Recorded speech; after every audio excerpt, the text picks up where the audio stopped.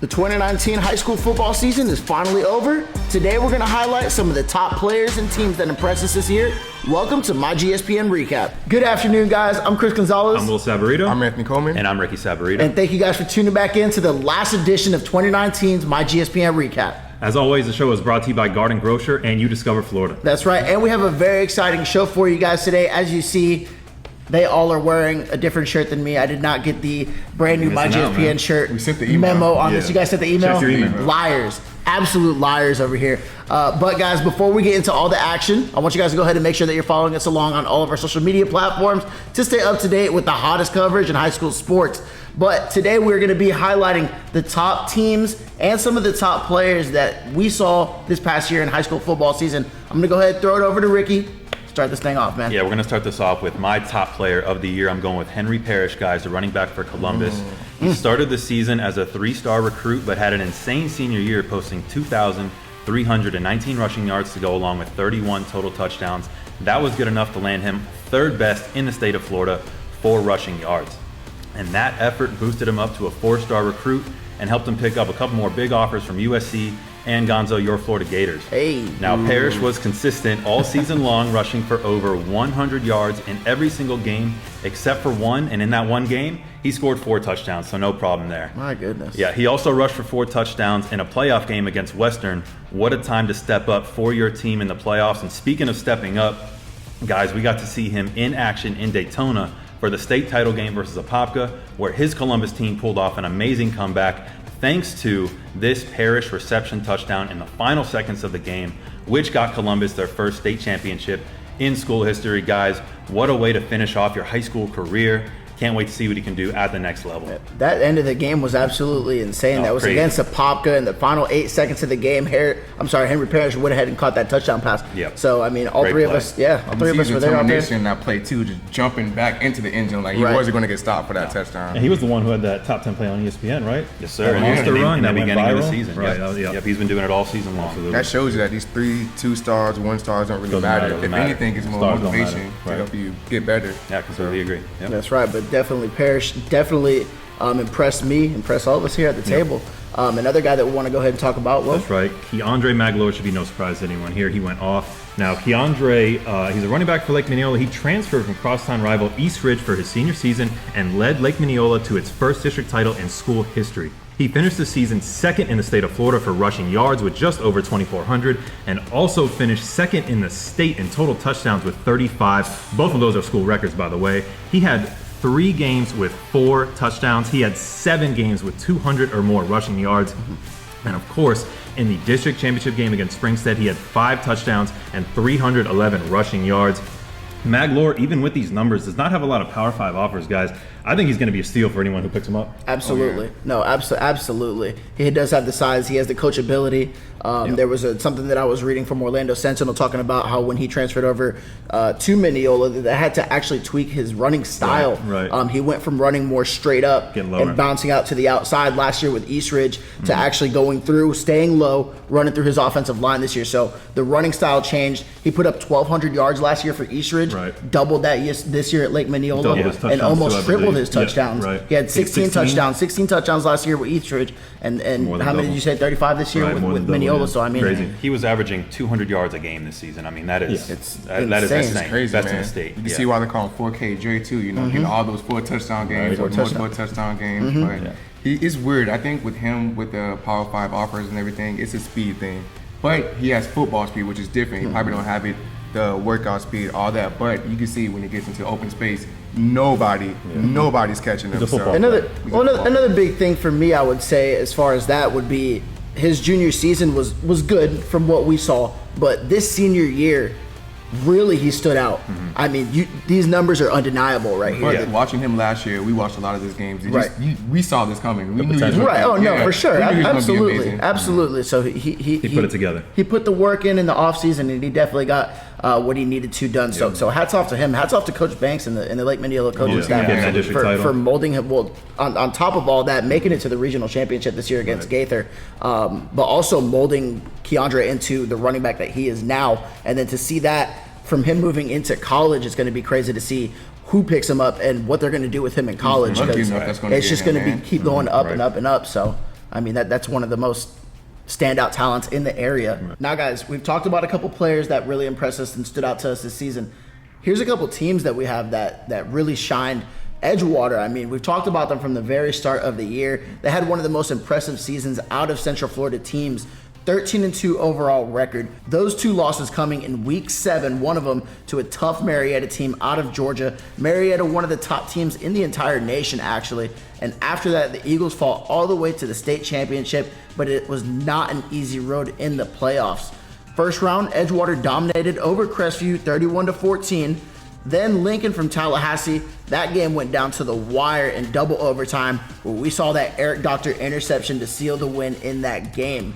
The Eagles then won 28-20 against Niceville in the regional championship game to set them up facing Armwood on the road. Now, Edgewater, arguably the underdogs in this one here, shut out all the noise and put the hands on Armwood on the road, by the way. This was 38-27 that Edgewater won that game. They were put to the test once again in the 7A state title game against another nationally ranked team in St. Thomas Aquinas out of Fort Lauderdale. This game also came down to the very last second with Edgewater in scoring position, but the Eagles fell short 28-23 in that state title game. Overall on the season, Edgewater outscored their opponents 603-256, doubling their opponent's score. Talk about dominance there.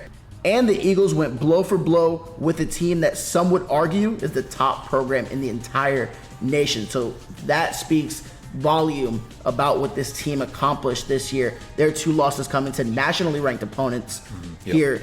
Edgewater was winning that game 14-0 against St. Thomas in the state championship game. So obviously they have the potential and the caliber to keep up with these nationally ranked teams. Right. It was just this close. Anything could have really changed that for them. Just lost a little momentum and got it back. But Edgewater has been one of the top teams after barely winning the game a few years ago. Coach Duke has really put that program on his back and has been developing everything. So he's been a Coach Duke.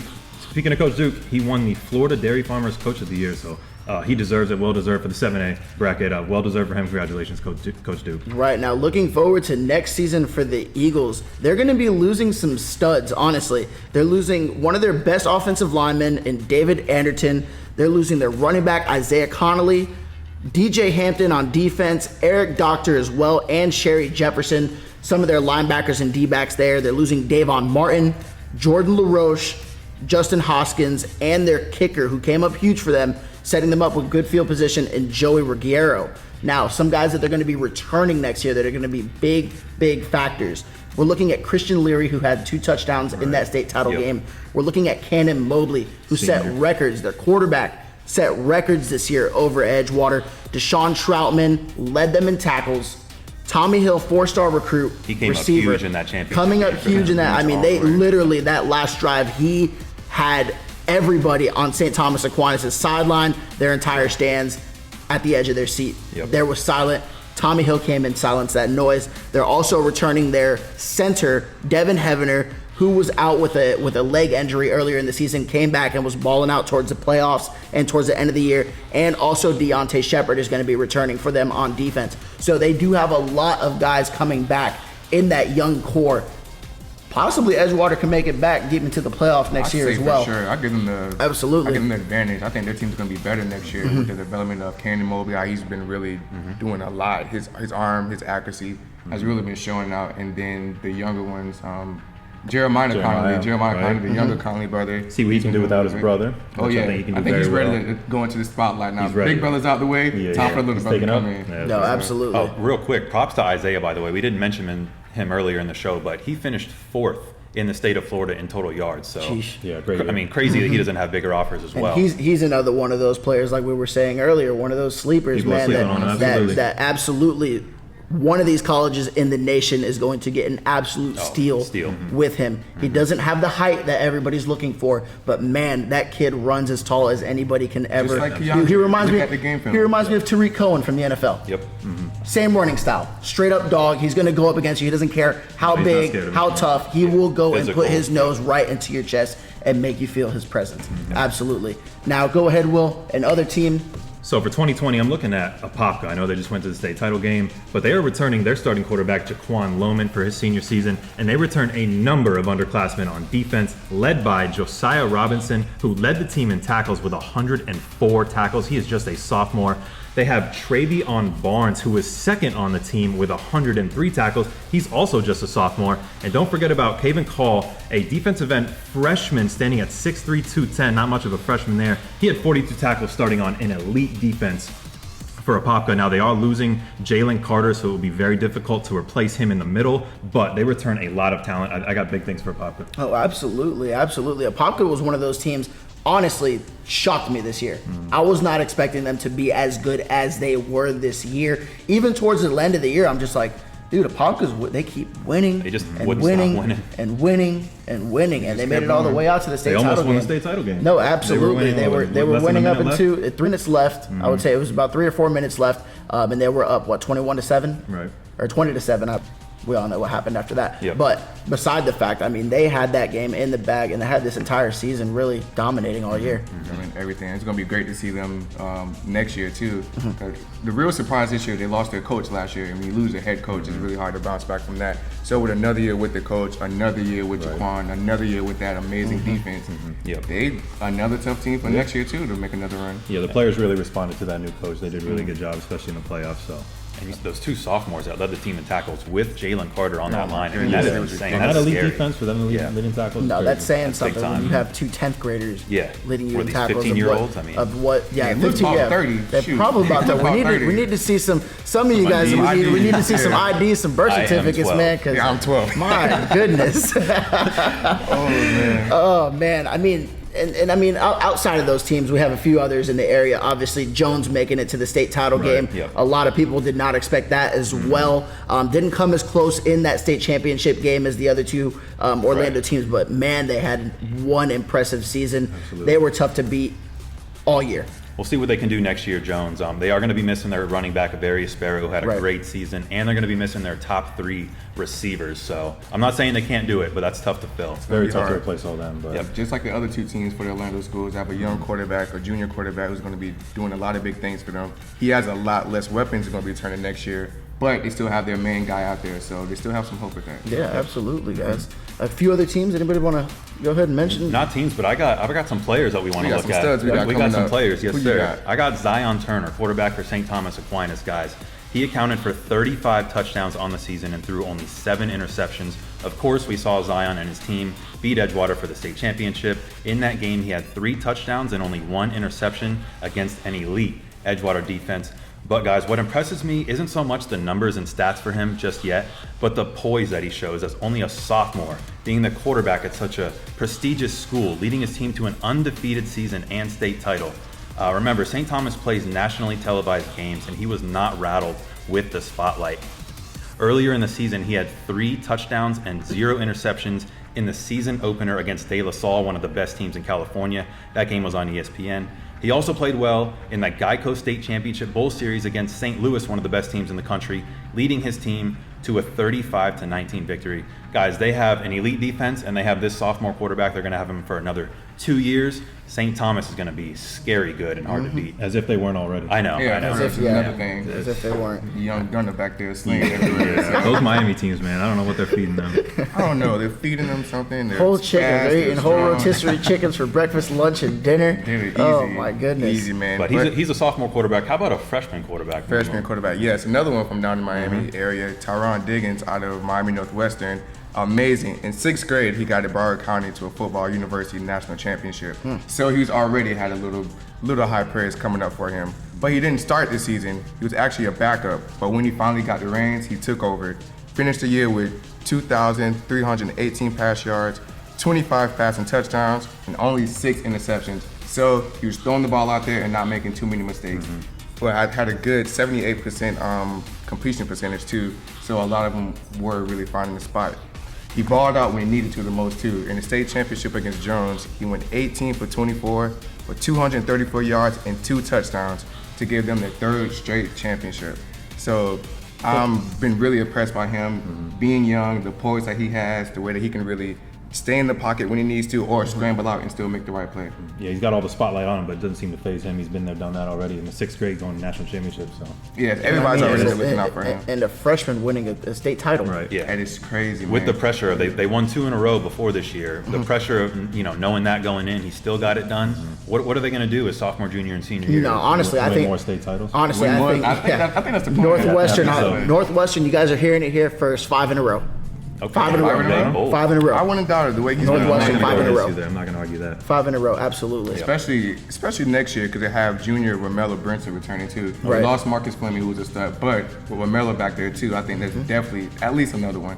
At least I don't know Yeah, about 5, but at least Romello one had more. that big highlight catch in that game over Oh there. yeah, Showing he had off the his big. Oh my god. They Big got some highlight catch defensive again. players on that team too on Northwestern. So, Oh, yeah, with absolutely. Terrence Lewis, Terrence number 2 Lewis, linebacker in the one- entire country for the 2021 Right. class. Yep, he'll be a senior next year. Really good defense. Obviously good offense. So See 5 in a row. Yeah, 5 in a row. You guys heard it here first. Heard it here first. Another guy I want to go ahead and talk about for next year that I feel like is going to be one of the top recruits, if not only in Central Florida, possibly the nation. Edgewater, Deshaun Troutman.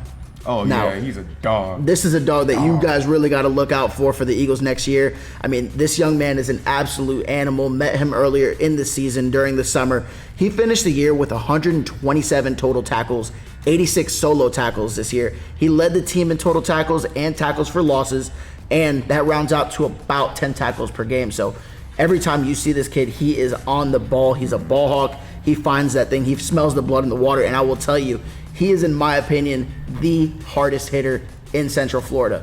You guys have not yet, go watch his huddle tape on his Twitter. I mean, when he hits you, he hits you. It's like watching a Mack truck plow through a brick wall. Look at It's- Ray Lewis back there. absolutely. He's all over the place too. It's crazy. You say you look for him on the field, but honestly, if you look for the ball, you're gonna find him. Of He's gonna be course. somewhere Yeah, next he's to gonna it. be somewhere He's gonna be next to it. somewhere there. I mean, a few things I love about the kid, man, are definitely his confidence, his leadership on defense. I mean, he out there, he's always talking, he's always calling out audibles, he's always doing this and that. But his coachability as well. I mean, you see, Coach Duke is not the nicest coach, some would say. not at all. He's a. I've seen him ream Troutman in practice, and he sits there and he understands that this is for the better good. So he's a very coachable talent, and it's going to be great to see what he can do in a senior campaign. college coaches are going to love that about him. No, absolutely. You said he led the team in tackles and tackles for loss. That is insane considering that they had senior linebacker Eric Doctor back there Right. too, a Division I prospect. So for an underclassman to be doing that, or a junior to be doing that, really, really impressive stuff there. Absolutely. All right, guys, but that is going to be our show for today. We'd like to thank you guys for tuning in all year, especially during the football season. I mean, that's one of, I would agree, That 4 time of of the our year. favorite sports. On top of that, basketball is second for me. But it's been such a pleasure covering football all season long. We want to go ahead and thank our sponsors. First and foremost, Garden Grocer. If you're staying in the Orlando area at one of the Disney resorts, go ahead and place an order for groceries to be delivered to your room at the time of check-in. Save money and time by shopping with GardenGrocer.com. And also UDiscover Florida. If you're looking for a new restaurant, hotel, or attraction, check them out on Instagram at UDiscover Florida or UDiscoverFlorida.com. Once again, guys, I'm Chris Wait a minute, Gonzalez. Gonzo. You almost forgot about the giveaway. Oh, man. Got to tell the folks, man. It's because of the shirt. It's because It's because of the yeah. shirt. See, in Again, the guys, email. I didn't get the memo. In the I didn't get the email. memo for this either, apparently. But, but guys, yes, if you haven't seen yet on our Instagram page or on any of our other social medias, we are giving away we are giving away a Nintendo Switch. We're doing another giveaway. Go ahead and check that post out. Tag 3 friends, and the winners are going to be chosen on January 2nd, this Thursday. Good luck to everybody. And can I do it now, Mumu? Yes, I think it Once again, guys, I'm Chris Gonzalez. I'm Will Sabarito. I'm Anthony Coleman. And I'm Ricky Sabarito. And thank you guys for tuning back in to myGSPN's recap. As always, you guys know it's your sports, all you, all the time.